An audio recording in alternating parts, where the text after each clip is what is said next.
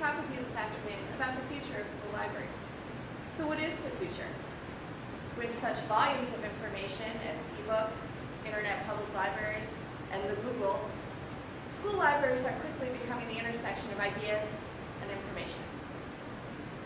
Our primary missions have been to engender a love of reading and to teach the research process. And it's that research process that I see quickly changing in character. For a library, that means making space for making. We've all heard the hype about Makerspaces, and many libraries have cleaned off a table or cleaned out a closet. I was recently asked, if you see a pile of stuff in a library, is that a makerspace? My answer, I think, depends. Were students using it? Were they thinking, creating? Then yes. Was it clean and neatly arranged? Then probably no. Let me tell you about Carolyn. Carolyn is a health and medical sciences teacher at my school, and she came to me at the beginning of the year because she was concerned. She needed supplies for a project and didn't know how to get them. And I said, sure, you can borrow ours, they're right there. But then I asked the critical question, what is it for? And once she told me what it was for, I knew this was a library project and I needed to be on board. She was actually making paper bodies. So the students were cutting themselves out and then researching the bones and organs and placing them on these paper bodies in sort of a three-dimensional way. It was amazing. So she and I did this paper bodies project, but then we expanded. The rescue squad came in to talk. We made 3D organs on the printer. And then she put up these x-rays all around the library. And these x-rays were amazing. They all had something strange about them. One was a broken arm, one was a person who'd swallowed a button. But kids would come into the library from all walks, from all hours of the day, and they would look at these x-rays and they would talk about them together. Kids who would never speak otherwise were talking about them. And that's learning, and it's learning in common, in a learning commons, the library. Carolyn came back to me a little while later because, again, she was concerned. She'd heard that we were having a one-to-one laptop initiative and that we were doing a project-based learning initiative. And she was worried about how this would affect her curriculum and her students. And I said, Carolyn, you're doing it. Look around. Your students are in here every day. They're studying on the laptops. They're working on technology.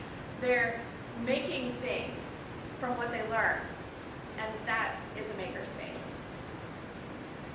Here they are, making their paper bodies.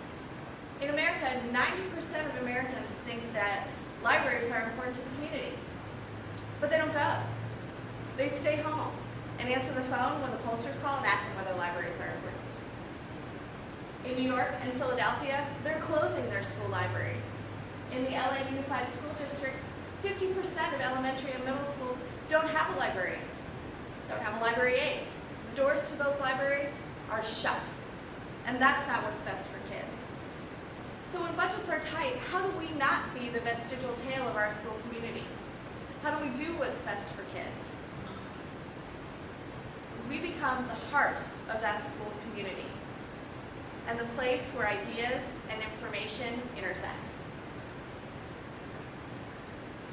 Making the pivot from we are a place to read to we are a place to learn changed almost everything about the library, except the books. You're still going to need the books. Maybe different books from the books you thought you were going to need, but you still need those books. Think of it like the Library of Alexandria.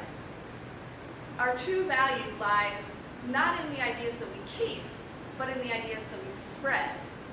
And like the Library of Alexandria, a book can burn, but an idea burns far longer. In 2011, in a high school of 1,100 students, 7,785 came to the library. And that's great. It's about 7 visits per student. But that's what was. What is in 2014, 42,987 students came to the library. That's a big number. Unlike Philadelphia, LA, Chicago, our library is not going to be closed. And it's not just because we're full. It's because we're full of life. My principal sometimes says, if it's happening, it's probably happening in the library. So how did we get from 7,000 to 40,000? Well, we started small, like many libraries I see today, but we gave our spaces purpose, and we very clearly became instructional leaders. Teachers were the pivot point for us. Engaging teachers in project-based learning was critical. Teachers want to do projects. They want to engage their students in learning. There isn't a teacher out there who wants to teach the same year 25 times. It would be like the worst Groundhog Day ever. I'm not going to say that there weren't obstacles. There were. Time, space, money, and the mess. But in every obstacle, there is opportunity. Once we offered teachers a bigger space that could be messy, where help was nearby, they jumped at the chance. In fact, they jumped at the chance 2,617 times last year. That's a lot of opportunity for instructional leadership. More shocking, it's almost 3 times the number 2 years ago. So bringing information to life means bringing it down to the library. This picture is our reservation board for May 22nd this year. There's a lot of classes on it. There's a lot of classes all at the same time on this reservation board. And as I looked at our makerspace, I realized it's not enough.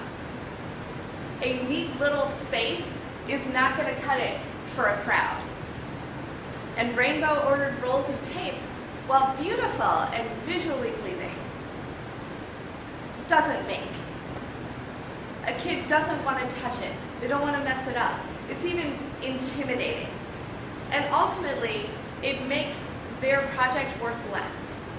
Worth less than paper books. Worth less than cleanliness.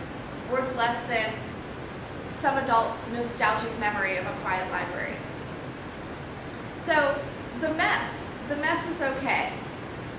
Sometimes my makerspace is messy. It's messy because a student is working on a project and messing it and cleaning it up means messing it up. So the mess is fine.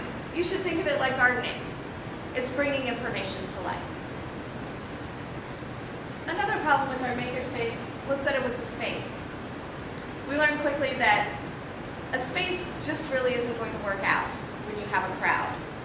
Students would start a project in the makerspace and then move out into the rest of the library. So a classroom became a makerspace, a closet became a makerspace, even the reference section became a makerspace.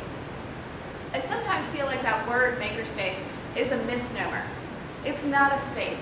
It's a way of thinking about the intersection of ideas and information. So we should literally move making out of the closet and onto the main floor of the library. What happens if you have a crowd in the library?